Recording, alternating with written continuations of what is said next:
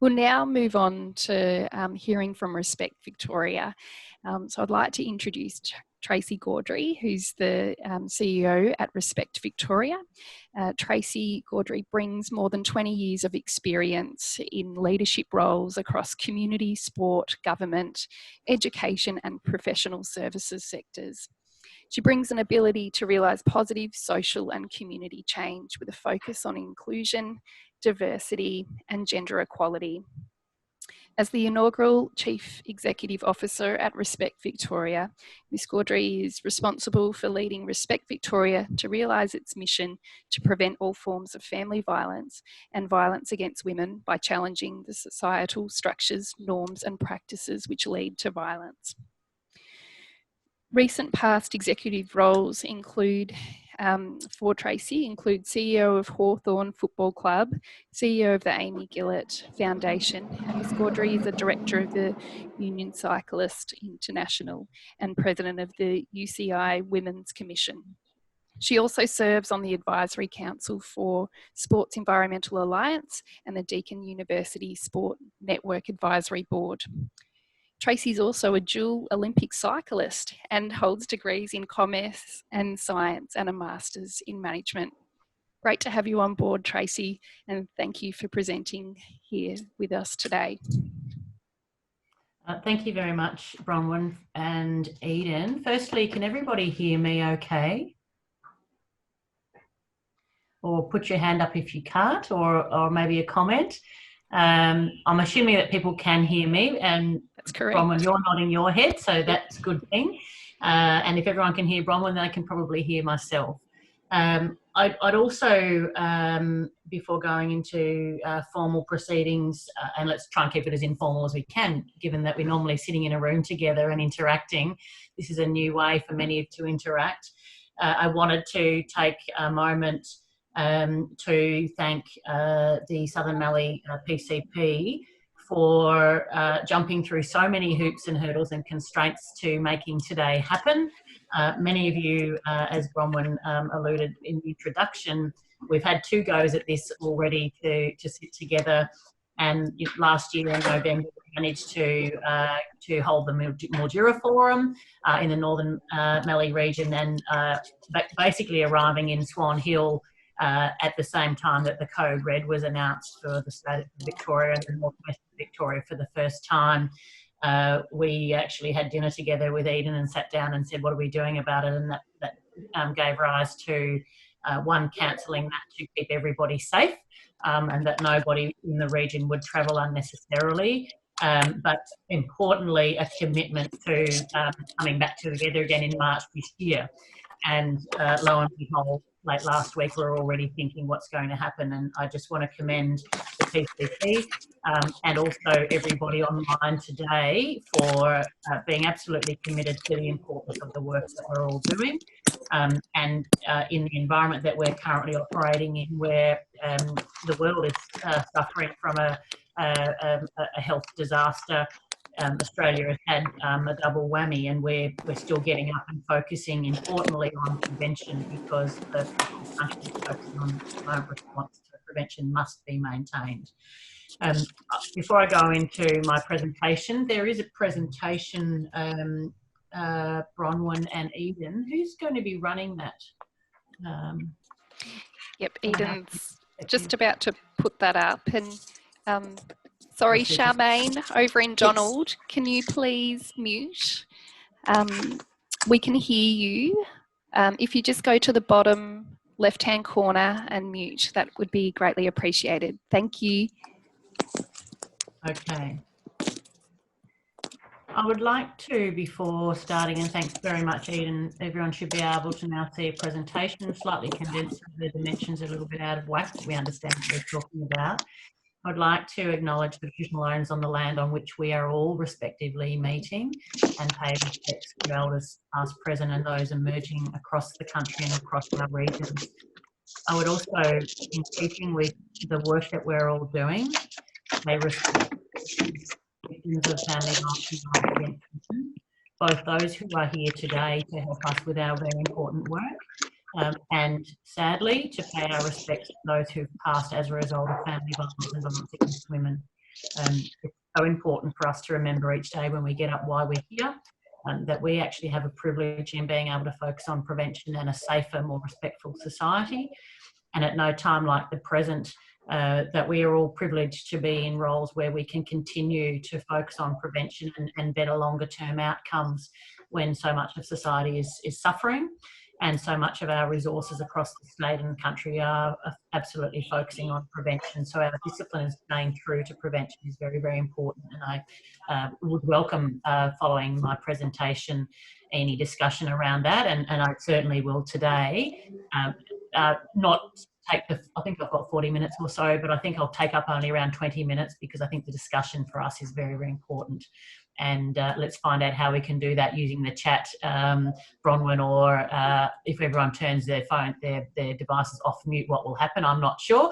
We're all dealing in different environments, and I'm sure, just on a lighter note, we're all figuring out what a work from home environment looks like, and when we put ourselves on video camera, what are we showing for the world to see? So we can actually think about this in a light and bright way, and as we're bringing people closer to each other.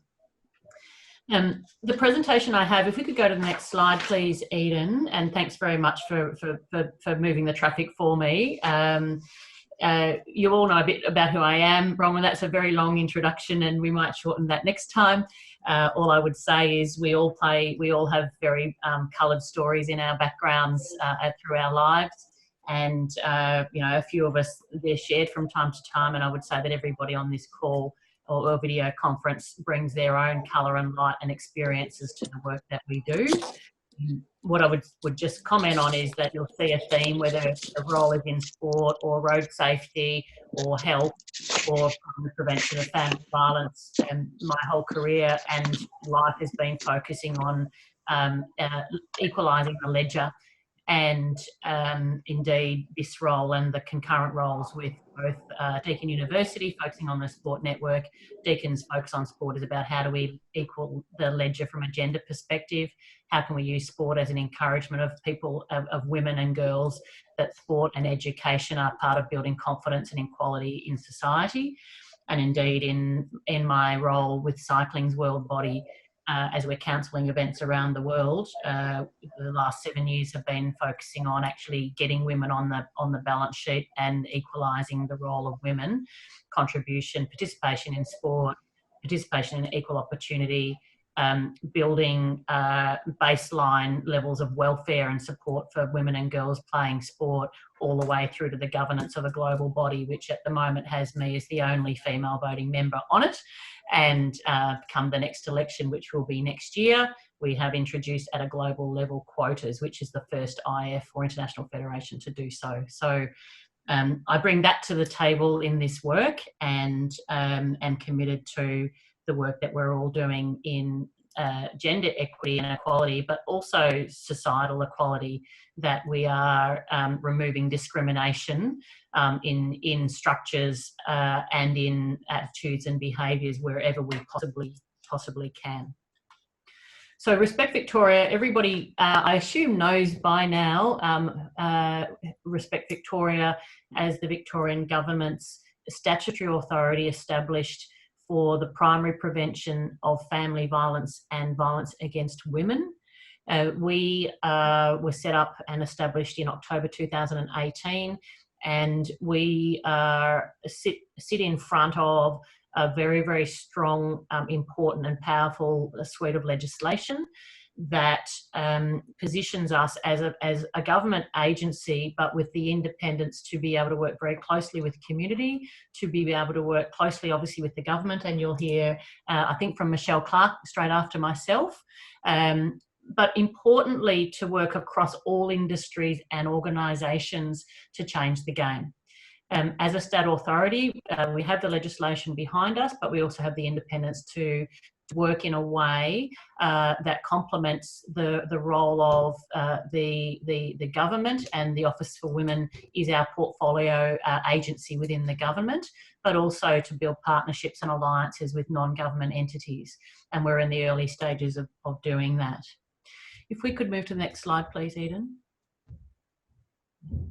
So just over a year ago, we launched, or just under a year ago, where are we? Nearly at the end of March, we launched Respect Victoria's first strategic plan.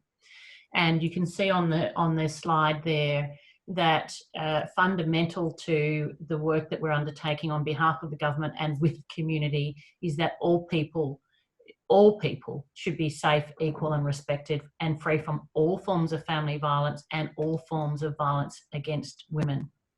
And our focus, our purpose primarily is primary prevention. And in the landscape that we're currently operating, primary prevention must remain a paramount focus. We are already, and I'm sure Michelle will talk to the drain on government resources to response. We must, as a state authority with preserved funding and preserved focus, maintain our focus on primary prevention. And I will note that when we're in the current environment that we're in, and we only rewind a couple of months ago to the vast impact that the bushfires had on all of society across Australia. Sadly, when we consider inequities in society and we consider gender-based discrimination or other forms of discrimination and imbalance, violence towards people who are on the underside of the ledger can increase during periods of crisis, during periods of natural disaster.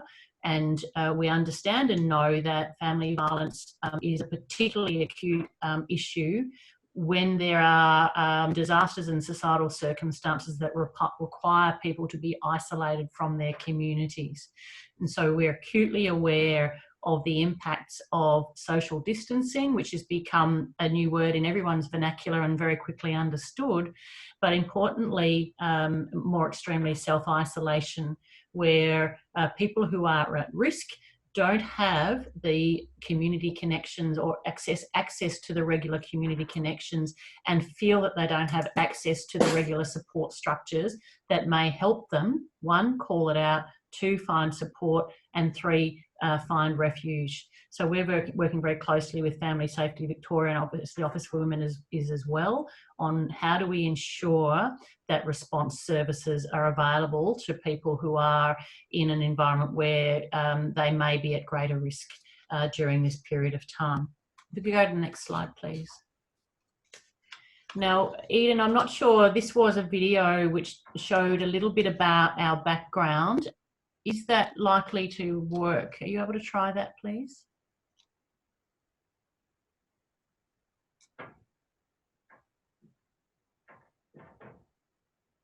Not sure that.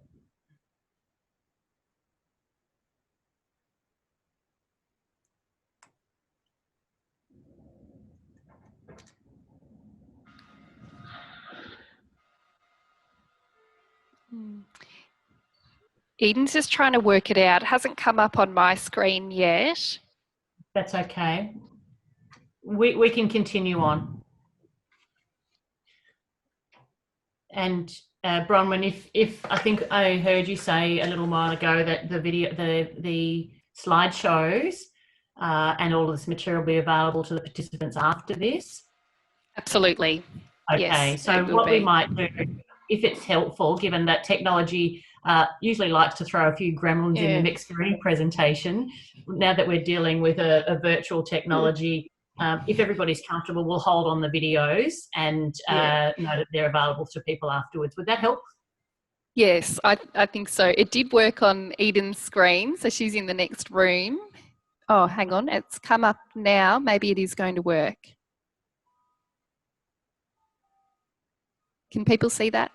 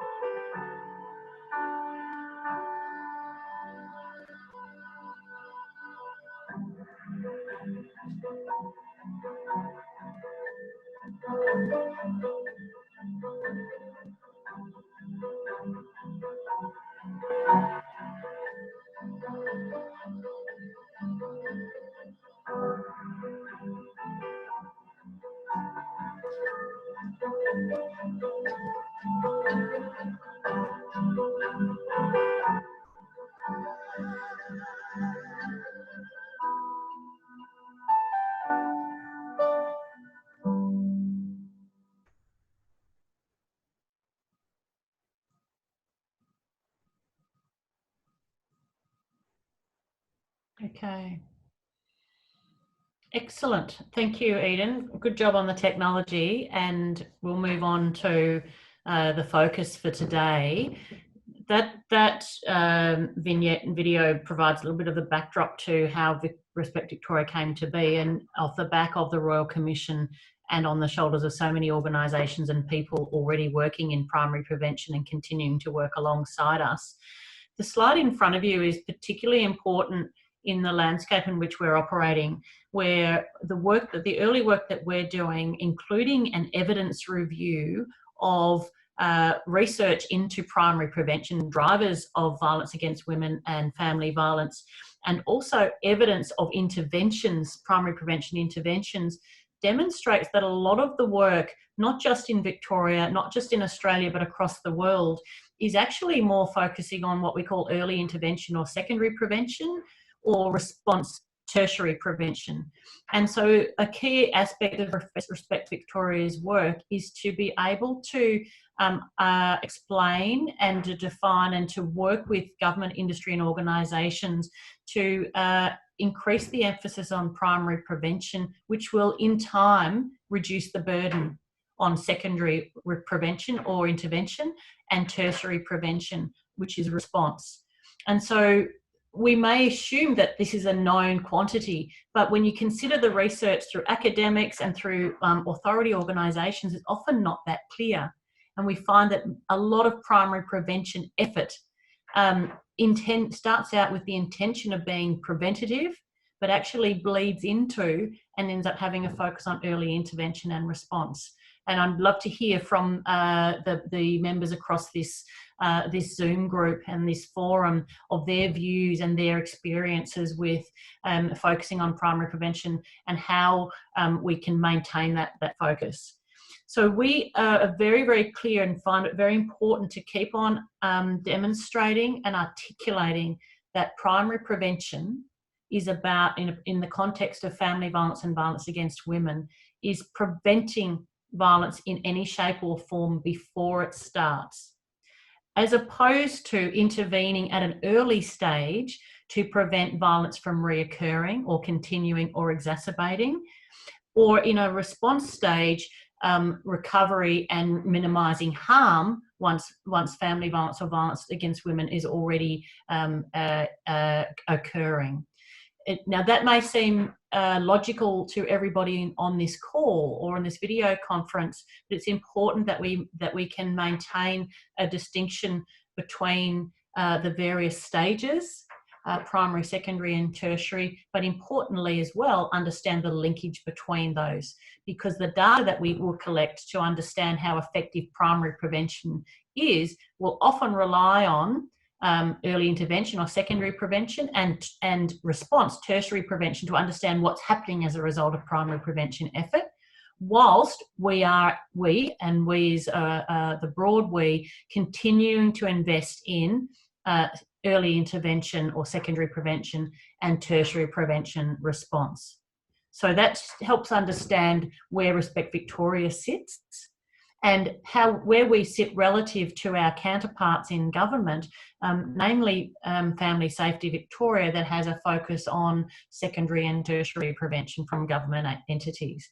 And many of your organisations that you're working with will play a role across primary, secondary and tertiary, sometimes with specific programs and initiatives focusing on primary or secondary or tertiary, and sometimes across the whole spectrum. And that's something that we must learn and understand about, to how those three dimensions across the spectrum interact. If we are focusing today, and this forum has moved from being a broader family violence forum, I understand, to a gender equity forum and gender equality, the circumstances only of 2 weeks ago with the Clark family and the tragic murder of the whole family, born about by male violence against women in a familial setting. And when we look at violence against women, the spectrum for prevention of violence against women both covers interfamilial or relationship-based violence against women and violence against women in the broader broader society, brought about from what we know and was indicated earlier by Eden, by gender inequality as our best understanding of the drivers of violence against women, of the drivers of violence towards women. We as Respect Victoria is undertaking research and investigative research to understand more about the primary drivers of violence in a familial setting impacting other members in a familial setting. That may be older people, people with disabilities, people from non-English speaking backgrounds, and other personal characteristics that we understand can give rise to increased risk of violence impacting them in a familial environment. So that gives a sense of the breadth of the work that we're doing. We've just moved on to the next slide, which does focus again on violence against women being driven by gender inequality. And we all, I would assume in this forum, know and understand the important work of Our Watch, the important work of ANROS at a national level, and the development of Change the Story, which also included Vic Health from a prevention perspective, that helped us understand the drivers of violence against women, as you can see here. And the inequality in society, which can be at structural, systematic, and in terms of attitudes and behaviours. We know that society currently and still, unfortunately, condones violence against women. We know that men's controlling of decision-making and limiting independence of women it can exacerbate the opportunity for men to use violence. And we do know that while we're trying to unpack, but we can't do it quickly enough and effectively enough, the rigid gender roles and stereotypes also exacerbate inequity in society. And we talked about this at length through the bushfire crises and the fact that violence against women can increase during those periods of time, during periods of stress, but also in situations where gender-based roles and responsibilities can be exacerbated. We are now in a situation where family violence can increase and potential risk of violence against women can increase, where we look at women who are currently at risk may not have the independence to leave a home where they are self-isolating, or leave a home environment where their social distancing take place, where there may well be an edict from the state and federal government in the next days or weeks that schools may be closed, and that the gendered stereotypes of traditional mothers staying home to look after the children whilst the father and breadwinner goes out to work. So we must be conscious of the fact that there are secondary factors that can increase risk for women at this particular time. Just staying on that slide for a moment, if we expand the role of Respect Victoria and consider that our role from a prevention perspective also includes violence in a familial setting, that covers violence against women, but any other member in a familial setting, that includes other forms of discrimination and race and inequality coming to bear. As I mentioned before, racism, ageism, ableism, lots of isms, heterosexism, and other forms of discrimination. And when you consider that any individual can have a multiple number of those characteristics all intersecting at once, a lot of our work is unpacking that and understanding leading drivers of violence against people with certain characteristics, but what's the confounding nature of the intersection of those drivers. So you can see we've got a lot of work to do as we go forward. And we'll talk in a moment about the research that we're undertaking. If we could go to the next slide, please. So Respect Victoria's work, when we established and launched our strategic plan just under a year ago, very much lent on the focus that the government placed upon us and the legislation, but very importantly, and I hope that Michelle will talk to this a little bit more later on, the Victorian government's strategy to prevent family violence and violence against women, and the strategy is called Free from Violence. That strategy has 5 pillars. And Respect Victoria is taking a leadership role in 2 of those 5 pillars, as you can see on the screen, being the research and evaluation component. Firstly, understanding drivers of family violence and violence against women, and also establishing and evaluating the effectiveness of prevention initiatives to prevent, firstly, reduce and prevent family violence and violence against women. The second of the pillars that we lead on is engagement and communication with the community at large and particular community cohorts. So in a few slides, you will see the major campaigns that Respect Victoria has developed and led with. Not all of our communication is at campaign level, and increasingly it will be at advocacy level. Increasingly it will be focusing on community-based initiatives and how engagement and communication across communities can be not just led by Respect Victoria, but leveraged with partners across the state.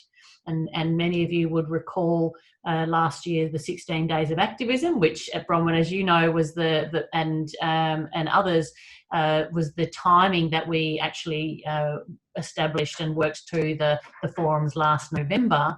The 16 days of activism, where Respect Victoria worked with all of the LGAs through the Municipal Association of Victoria to leverage Respect Women initiatives across the state. So increasingly our work will be about leveraging consistent and appropriate messaging and awareness raising through community-focused organisations. And we will be complementing our work with more localised approaches.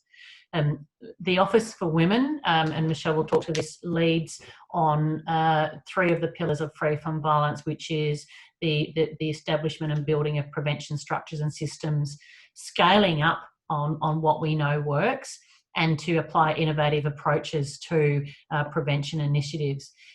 Office for Women being the funding organisation, it has the ability to fund prevention structures, systems, and to fund programs and projects within those systems. And our role is to evaluate the effectiveness across systems, the effectiveness of funded programs and initiatives over time. So you can see how our work will work hand in glove as our organisation evolves. If we could go to the next slide, please. So back to Respect Victoria's role. These are the 5 pillars that Respect Victoria has established. And you can see that they importantly have extended beyond core functions of research, monitoring and evaluation. Researching to understand drivers of violence against women and family violence, monitoring the effectiveness of programs and evaluating what works so that we can actually build that into greater effectiveness. Communication and engagement we talked about before, and we'll show a little bit more about our work in just a moment. But importantly, the softer but fundamental elements of our work will be to help drive uptake of prevention effort that we know works. So the research that says, do we understand the drivers? Do we understand whether the programs are effective or not? And the research and the evidence to demonstrate effectiveness. As we learn about what works, and we have what we call emerging practice and improved and best practice, how can that be applied, for example, for one particular cohort or one setting or one sector? How can we drive that uptake and reach to apply to different settings or sectors and to a different population cohorts at risk of family violence? So it's a very important part of our role to use the research, monitoring and evaluation cycle to learn about what works and then to influence increased uptake and application of effective primary programming. Importantly, when we go back to the Free from Violence strategy on the previous page, we don't need to go there for now, that element that the Victorian government holds of establishing primary prevention infrastructure and building upon what works requires a lot of coordination and collaboration so that we're efficient in what we're building. and that every ounce of the resource effort in primary prevention, whether it be through government funding, grassroots communication or grassroots community activity from each end of the spectrum, that effort's coordinated, because there's not enough, and we all know, not enough focus on prevention in terms of resourcing and effort. We must make sure that we can maximise the effort, coordinate effort, and build upon the work of each other. Finally, but not necessarily in this order, a critical part of the role of Respect Victoria is to support others in their primary prevention effort, to help share through coordination and collaboration, but to influence where best practice may be applied, to also advise and influence the government of the day, and importantly the minister, on the best and most effective use of frugal and vital government funding. And importantly, for the government and for all of the effort and the grassroots effort that we're all leading on the ground, how can we influence broader industry beyond the traditional sectors, working on women's equality, working on prevention of violence against women, working on prevention of family violence? How can we influence industries such as finance and banking, industries such as advertising, the media industry, sport, and other industries to increase their focus on prevention of violence against women, women's equality, and prevention of all forms of family violence for a safer and more respectful society? Because in our mindset and in the government's mindset, everybody has a role to play. And if we want to increase prevention, we've actually got to increase the workforce and the scope of society that's actually investing in primary prevention. Could go to the next slides. I might just skip through these two because it just builds on these elements as we would normally do in a face-to-face. Who of us, by the way, just a little bit of ad lib, is this one of the first conferences that they've taken online, and how we learn to adapt what we present and how we present to ensure that it's fit for purpose for the audience, and when we don't normally have that level of interaction.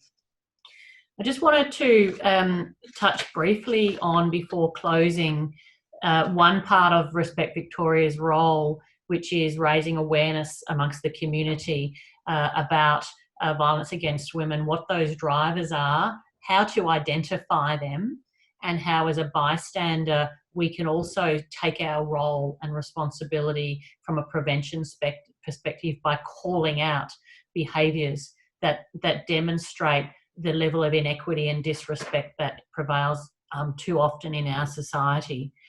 Respect Victoria, when we came into fruition, we took ownership on behalf of the Victorian government of all government and public-facing prevention campaigns focusing on prevention of violence against women and family violence. And the screenshot that you have there, which we call colloquially the cafe scene, is a very strong and powerful campaign that demonstrates, one, that gender-based inequity, inequality and discrimination is prevalent in our everyday lives. It's in front of us wherever we look and wherever we turn. But it also importantly demonstrates that there is a role for us as members of society to not walk past behaviour that's inappropriate, behaviour that could be seen as, in years gone by, unfortunately, being funny, just a joke. But actually, if we truly want to live in a society where everybody is truly equal, and bring up our children in a society where children believe that they have an equal footing in life from the get-go, it's up to us to call out behaviour that can give rise to deeper forms of violence, including physical violence, emotional violence, financial violence, and violence against many other forms.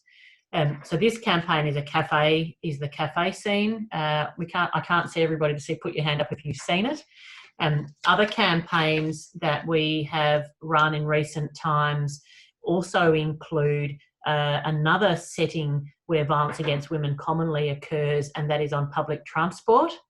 And I would note that when we consider the settings where we are raising awareness about violence against women and increasingly other forms of family violence, and I'll talk to some other campaigns in the wings in the moment, the public transport campaign, if we could just fast forward probably 3 slides, please, Eden. That's right. Many of you would have seen this campaign, and I'm not sure whether we can show it in just a moment.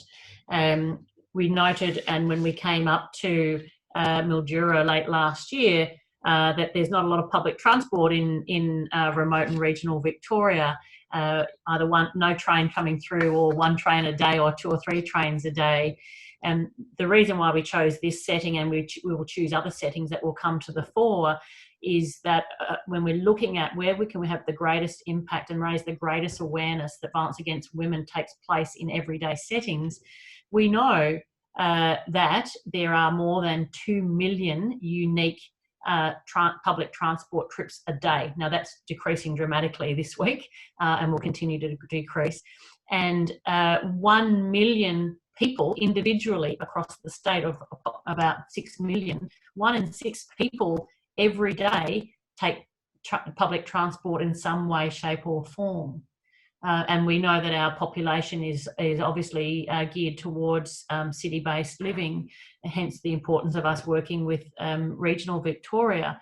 So that setting was chosen in particular because we knew how much of the population would be able to assimilate with this setting as an everyday setting. And this type of behaviour as everyday behaviour that we do not want to look past anymore and call that behaviour out. Eden, it might be a bit too hard to do that video. We can, if you want to try, or I can move on and we can go to some questions.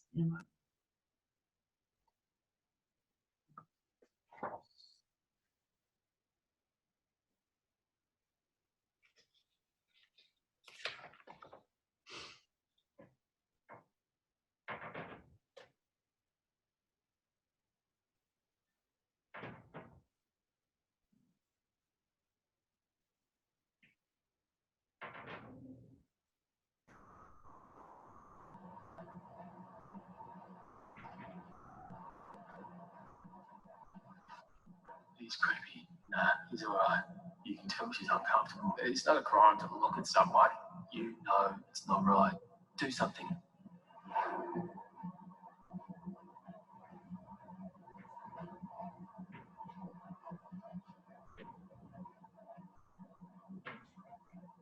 Supported by the Victorian government.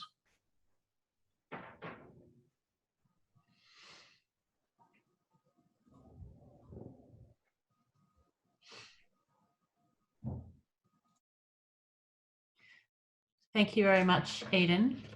I'll continue because I'm aware that my time is up and I'd love to hear from everybody, and we can move on to the next presentations. That campaign has had enormous impact in terms of, one, the reach of the campaign, the sheer number of people who have seen the campaign on television, online, who have heard the campaign through radio, who've seen in print the campaign and its messaging, giving rise to the fact that this is an everyday setting, everyday people, and vast impact, but we can do something about it. But importantly, the recall of the campaign and the behaviour shift, the attitude shift that we wanted to give rise to, in that as a result of this campaign, nearly 60% of Victorians understand that they have a role to play and that they would actually speak up if they see violence against women occurring. That's just a slight typo there. And that there is an action that they can take. And that's what we want. Importantly, we also learnt through our campaign, post-campaign research, that people want more education around issues of violence against women and family violence, so that they understand what it looks like, how to identify it, and what they can do about it. Respect Victoria also launched last year the first statewide campaign focusing on violence impacting older people, because we understand through societal shifts, importantly, that there are many people in society in familial settings at risk of violence, and older people are particularly at risk, increased by the exacerbation of societal pressures, where the economy of society is such that young people are, one, staying at school longer, staying in higher education longer, higher education fees, the inability to purchase homes at a younger age, and the shift in people staying home longer is one of the reasons why abuse towards older people is increasing, and identify that financial violence is what we call the silent violence, where it's hard to see and hard to picture, and hence we gave rise to the campaign called Elder Abuse Hard to Picture, because it's a very, very difficult area of family violence where families operate in a circle of trust. It's very hard to call out family violence. So I wanted to leave the presentation at that and seek if anyone has any questions, whether it's through the group chat or whether Bronwyn would like to facilitate a question and answer session. Thank you, Tracy. That was an excellent presentation. You're really bringing us back to thinking about the importance of primary prevention, and certainly in a rural setting. And I think across the Southern Mallee Partnership, we engage with a number of different organisations and sectors who are involved in some of the secondary and tertiary prevention, but being able to bring us back to the primary prevention and what that means is really important. Do people have questions? I know there's a couple of people have got onto the chat, which has been really good, and they've just really highlighting the importance of, is there a possibility of an option of a rural setting in terms of some of your advertising and promotional campaigns? I'm just looking. Thank you very much, Bronwyn. I want to thank everyone for listening in, but also the questions that are coming through. It's actually a great way to actually consider the linkages between of what people are experiencing and what priorities are. Respect Victoria is currently building a 3-year campaign strategy for focusing on different forms of family violence and different population cohorts. Our understanding of drivers and our understanding of how campaign or awareness raising initiatives may be able to have an impact, because being a research-based organisation, everything we do must have, we wish to have evidence to inform our programming as well. So it's a bit about walking the talk. But we know that when we're making a start, we don't always have empirical evidence to understand what works. So we're in that nexus between doing and building evidence at the same time. So some of the questions there, which I'm just looking at, could a campaign potentially be filmed in a rural setting that includes rural men? These are such wonderful contributions to what do we look at in terms of emerging priorities. How do we cover, and for those of you that picked up that we're focusing on all sectors and settings and all environments, having settings that are familiar to people is critical. Sport is such an important sector, and also the settings in sport. And as you know, the Office for Women in Sport, which is the Victorian Government Office, is placing a very strong focus on gender equality in sport. So the campaign settings that we're looking at, and when you see the LGBTI campaign come to life, and I hope that people recall this discussion. The setting that is being chosen is a setting that any family anywhere in Victoria could relate to as our setting.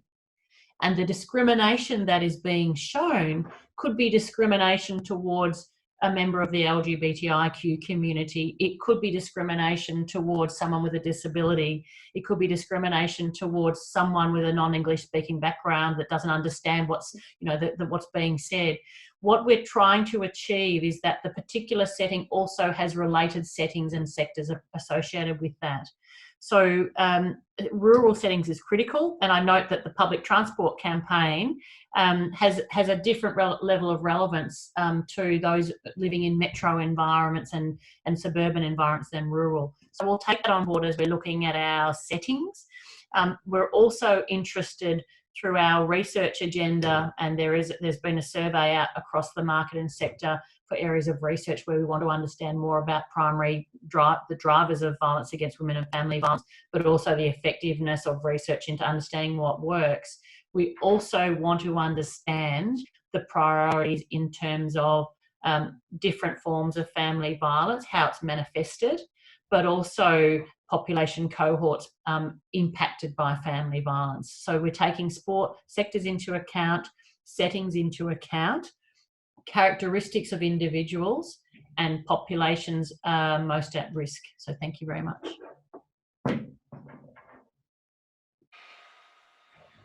There's another question there, Tracy, just in relation to the current situation at the moment around the COVID-19 situation. Is there something as a partnership we can be considering doing or messaging out to community at the moment, and how can we tap into, I suppose, some support from Respect Victoria around that?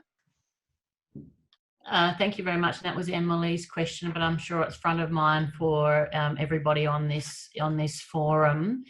Yes, there can be something we can be doing right now, and Michelle, I'm sure, will talk to this in terms of the impact on the Office of Women, what they're doing. Respect Victoria is working very closely with Family Safety Victoria, which coordinates government-led intervention and response effort, as well as Safe Steps, 1-800-RESPECT and other response agencies. It's very important from Respect Victoria's perspective, and Emily, your opening line, from a prevention perspective, what can we do? What we are doing right now, and it will be formalised later on today, I'm happy to share that with this group, is what is the prevention-focused messaging that we can ensure remains current, whilst we know, and as mentioned at the outset, when there are people already at risk in periods of social distancing and isolation, that risk can exacerbate. How do we support intervention and response by ensuring that people understand hotlines where they can go, staying connected with support bases in their community and loved ones, but increasingly sending the message out that at all points in time, no matter what pressure we're under, fundamentally at a societal level, what can we do to support each other, that everybody has the same opportunity to stay safe, that we can actually rely on each other in a respectful way, that we can play different roles to sustain society at this time. And importantly, one of the elements that we find is critical is to be working with the organisation called No to Violence, to focus on those who, the perpetrator, what their role is in times of crisis, to ensure that they're aware of previous history, that people that are under pressure can be aware of taking a step back and focusing on everybody as equals, and focusing on their role to stay calm in periods of crisis, and find other levers to express stress. When we don't have other levers such as exercise, outdoor environment, what can we do as individuals to check our own attitudes, behaviours? So we're putting a piece out in the next 36 hours that talks to those preventative elements, that at a behavioural level, at an organisational level, and a societal level.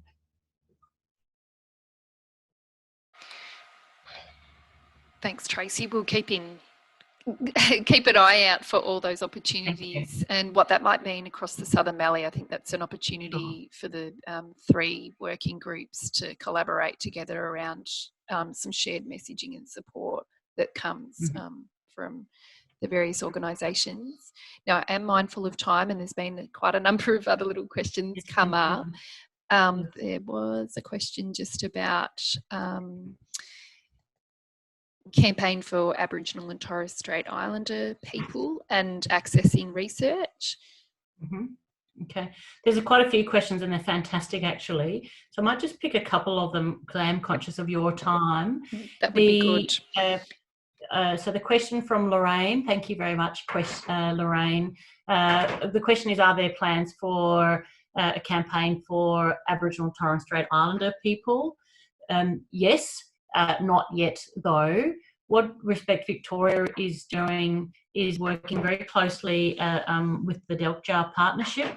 We are members to the Delk-Jar Partnership, and for those that are either members of the Delk-Jar Partnership Forum or part of some of the working groups of that, the Delk-Jar Partnership have established a 3-year strategy, and within that is a prevention strategy. within the prevention strategy is action-based research to further understand drivers of family violence impacting Aboriginal Torres Strait Islander people, and then to consider how can we utilise awareness raising and education to shift the dial. It's very critical that Respect Victoria works with the Deltjar Partnership and the Aboriginal Torres Strait Islander community on this.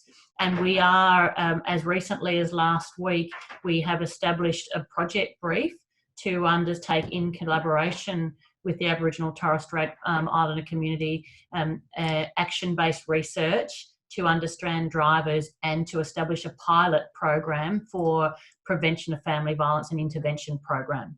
So that is actually about to commence, and over the next 18 months there will be evidence-informed research that helps give rise to campaign and awareness raising initiatives. Once that project is up and running, we will be able to share the project brief through our website to the community. And that just answers one of the other questions on this chat, is where can members learn more about our research. On our website, there is a page that summarises the research projects currently underway, and also has a link to our research team that people can ask questions at any point in time should they have any suggestions or ideas or questions. There's lots of questions coming through. Sure. Thank you very much, Tracy. I think we'll have to move on to our next presenter now, but please, for everyone, your questions won't be lost. We will be following up and sharing information following today's forum. We will be pulling some things from Respect Victoria's website and other items from you too, Tracy, that you might like to share to the group as well. Thank you. It's been great. I don't know that we can give you a round of applause or something, but maybe Not it's necessary. a virtual zooming thanks or something. Yeah, thank you very much.